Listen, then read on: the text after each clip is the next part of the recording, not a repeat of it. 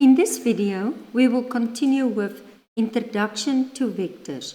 You will find this on page 225 in the Namibian AS-Level Mathematics textbook, Y equals mx plus c to success. Unit vectors. A unit vector has a magnitude of 1. The symbol is usually a lowercase letter with a hat. I'll show you now. Do you see? There's the A, bold or underlined with the little hat. For example, A, read as a hat, is the unit vector in the direction of A. To create a unit vector in the same direction as a given vector is called normalizing the vector. To find a unit vector, normalizing a vector in a particular direction, first find the magnitude of the given vector. Then divide the given vector by its own magnitude. Okay, can I just show you? Say if you get the magnitude of 5 and you go and you divide by its own, you're going to, okay, let's make it like, you divide it by 5. So you multiply by the reciprocal. What will happen? You will get 1. Okay, and then you have a unit vector. The result will be a parallel vector of length 1 and in the same direction. Okay, so let's look at this. If P equals P1, P2, then the unit vector in 2 dimensions is, okay, so basically it's either this and I just multiply it, or if I look at Q, then I just multiply that with the X, with the Y, as well with the Z. Okay, so let's look at this example. Find a unit vector parallel to the following vectors. Okay, so first I must find the magnitude, and I get it's 3. Then, to find that, the unit vector, I just multiply this 3 with the vector. There it was. So I think sometimes it's better to write it like this. It's easier. Then you multiply, you get this. You multiply, you get this. The same here. First, I must get the magnitude of the vector.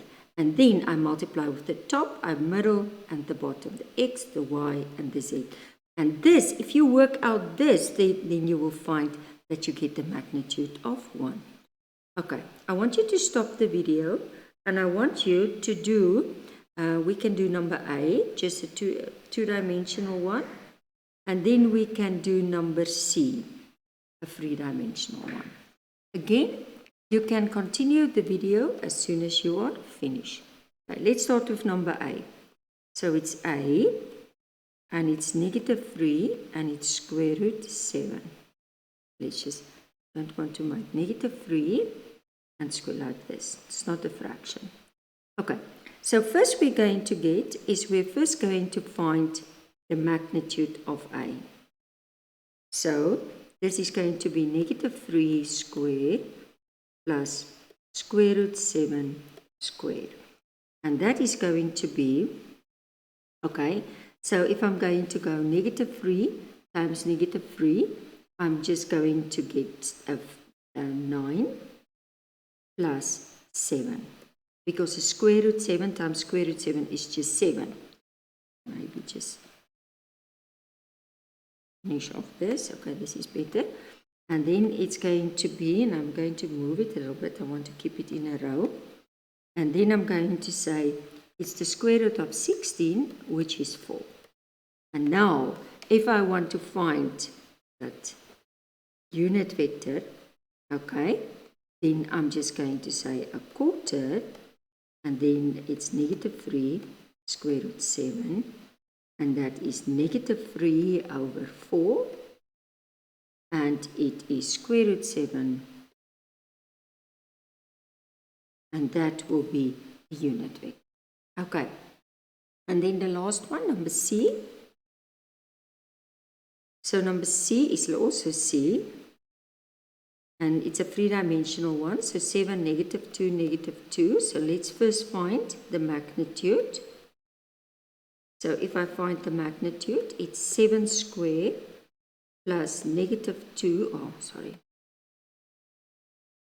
negative 2 squared plus a negative 2 squared. This one I'm going to do like this. So it's 49 plus 4 plus 4, and that is going to be the square root of 57. Okay, and then if I want to find the unit vector, then it's going to be 57, and it's going to be 7, negative 2, negative 2, and that is going to be 7 over square root 57, negative 2 over square root 57, and negative 2 over square root 57. And that will be the unit vector now.